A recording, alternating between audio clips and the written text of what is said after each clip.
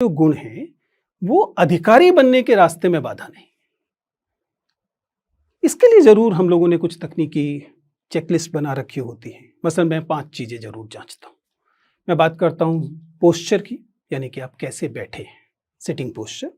मैं बात करता हूँ वर्बल कम्युनिकेशन की, वॉइस की, यानी कि आप कैसे बोल रहे हैं, आपकी आवाज़ बहुत ऊंची तो नहीं है या बहुत नीची तो नहीं। ध्यान रखिएगा, ये सारी चीज़ें संयोगवश नहीं होती।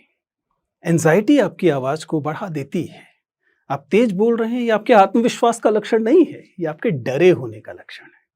और हम इस बात को बहुत आसानी से, कोई भी जो इतने सालों से मैंने बताया कि बहुत वरिष्ठ अधिकारी हैं, बहुत अनुभवी व्यक्ति हैं, उधर बैठकर आपकी आवाज़ की शुरुआती 2 मिनट में जान चुके हैं कि आप कितने नर्वस हैं, और उसके लिए बहुत अधिक परिश्रम करने की आवश्यकता नहीं है।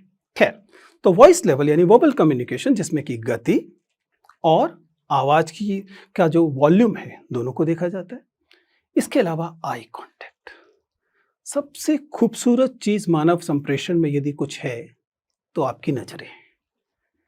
अगर आप में आत्मविश्वास है, अगर आप ईमानदार हैं, तो आप बात करने वाले व्यक्ति की आंखों में देखते हैं।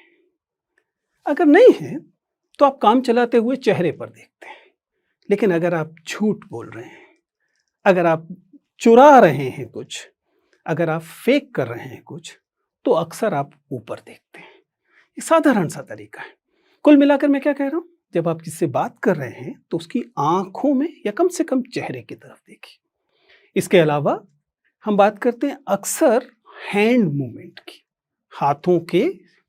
हाथों से आप क्या कहने की कोशिश करते हैं। ये एक अलग अलग समय में अलग अलग स्थितियां हैं, खड़े होते हुए अलग होता है, लेकिन चूंकि आमतौर पर साक्षात्कार बैठकर है, इसलिए सबसे आसान होता है कि आप न्यूनतम हैंड मूवमेंट रखते हैं। और फाइनली कुल मिलाकर प्रवाह, फ्लो, वह सबसे महत्वपूर्ण चीजों में से एक होता है कि आप जब बातचीत कर रहे हैं तो आप रुक रुक कर, अटक अटक कर बोल रहे हैं, या आप चूंकि अपनी बात पर यकीन रखते हैं इसलिए बात को एक प्रवाह में बोल रहे हैं। मैं ये नहीं कह रहा कि सभी लोग बराबर क्षमता से भरे हुए होंगे, क्षमताएं कम या ज्यादा हो सकती हैं, लेकिन कुल मिला के ये एक ब्रॉड स्पेक्ट्रम है, एक बड़ी सी एक चेकलिस्ट है 4-5 चीज़ों की, जिनका आप ध्यान रख सकते हैं जब आप साक्षात्कार में, किसी भी साक्षात्कार में हो, और यूपीएससी साक्षात्कार में तो खास तौर से। ये वो मूल बिंदु हैं जिनसे हम बात करते हैं। लेकिन जैसे कि किसी भी भाषिक चीज के साथ होता है, अंततः महत्वपूर्ण यह है कि आप क्या बोलते हैं, विषय वस्तु क्या है, कंटेंट क्या है। क्या आप केवल जार्गन दे रहे हैं, क्या आप ब्लफ कर रहे हैं। किसी भी इंटरव्यू को, खासतौर से यूपीएससी इंटरव्यू को तबाह करने के लिए आपका केवल एक बार झूठ बोलना काफी है। आपको किसी सवाल का उत्तर नहीं पता, और ऐसा स्कूलों में चल जाता है, इसलिए कई बार आदत होती है कि आपको सवाल का जवाब नहीं पता है, लेकिन आपसे पूछा गया तो आपने कहा हाँ पता है, और जब आपने उत्तर दिया तो वह उत्तर आपके अनुमान पर, गेस पर आधारित था।